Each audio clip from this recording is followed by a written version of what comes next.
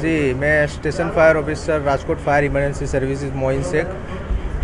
સવારે 8 વાગ્યાને 52 Rajkot fire control રૂમમાં એક મેસેજ મળ્યો હતો કે સોલવેન્ટ વિસ્તારના અંદર ન્યૂ એરા કરીને એક ઇન્ડસ્ટ્રીઝ છે, એમાં ફાયર થઈ છે. ફર્સ્ટ ટર્નઆઉટમાં કોઠારિયા ફાયર સ્ટેશનથી એક ફાયર ટેન્ડર અહીંયા ઘટના સ્થળે પહોંચ્યું હતું.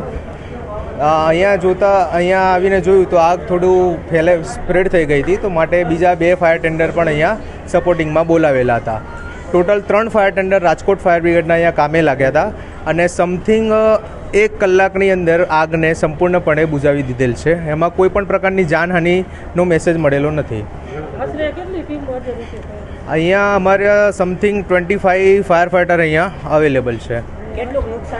નુકસાનની જાણકારી હજુ મળી નથી.